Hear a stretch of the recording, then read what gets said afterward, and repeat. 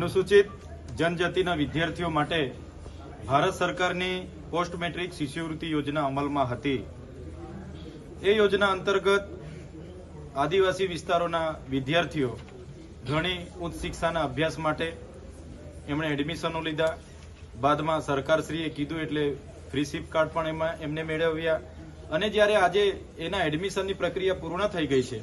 આજે અભ્યાસનું અડધું વર્ષ થઈ ગયું, ત્યારે હાલના તબક્કે ગુજરાતની ભાજપની સરકારે એક પરિપત્ર બહાર પાડીને આ પોસ્ટ મેટ્રિક શિષ્યવૃત્તિની યોજના બંધ કરી દીધી છે, જેની અસર હાલના તબક્કે 50,000 જેટલા ઉચ્ચ અભ્યાસના વિદ્યાર્થીઓને અસર પડી છે। ત્યારે આ ભાજપની સરકારે આદિવાસી પ્રત્યેની પોતાની જે વૃત્તિ હતી એ આ પરિપત્ર દ્વારા આ યોજના બંધ કરીને છતી કરી છે। ત્યારે અમે આ સરકારને કહેવા માંગીએ છીએ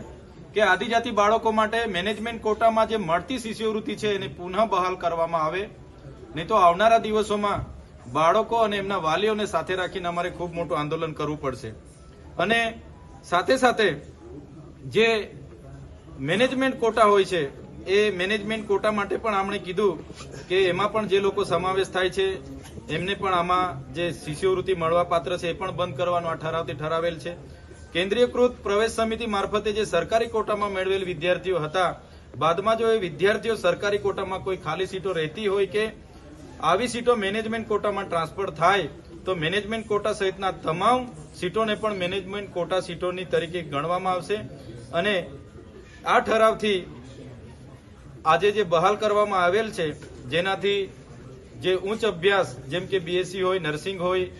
ડિપ્લોમા હોય કે બીજા અનેક ઉચ્ચ અભ્યાસ કરનારા વિદ્યાર્થીઓનું ભાવિ અંધકારમય થઈ જશે। ત્યારે આટલું મોટું આદિવાસી ટ્રાઇબલનું આ વર્ષનું 3,410 કરોડનું બજેટ છે, શિક્ષણનું 4,500 કરોડથી 45,000 કરોડથી પણ વધારે બજેટ છે, તો સરકાર આ બજેટ માત્ર પોતાના તાઇફાઓ કરવામાં વાપરે છે। એટલા માટે અમે કહીએ છીએ આજે આદિવાસી સમાજ સાથે જે ભાજપા સરકાર ઓરમાયું વર્તન કરે છે, તો આવનારા દિવસોમાં તમામ લોકોને અમે સાથે રહીને વિદ્યાર્થી યુવા નેતા અમારા સાથી મિત્ર યુવરાજસિંહ જાડેજા સાથે જો અમારે ગાંધીનગર ખાતે પણ મોટું આંદોલન કરવાનું થશે તો અમે વિદ્યાર્થીઓ માટે લડવાના છે, પણ અમે આ સરકારના નિર્ણયને હવે પછી ચલાવી લેવાના નથી। એટલે સરકાર આદિજાતિ બાળકો માટે જે પરિપત્ર દ્વારા પોસ્ટ મેટ્રિક શિષ્યવૃત્તિ બંધ કરવાની એમણે ફરજ પાડી છે એ પુનઃ બહાલ કરે, નહીં તો આવનારા દિવસોમાં અમે ગંભીર છે, ચોક્કસપણે મોટું આંદોલન કરીશું।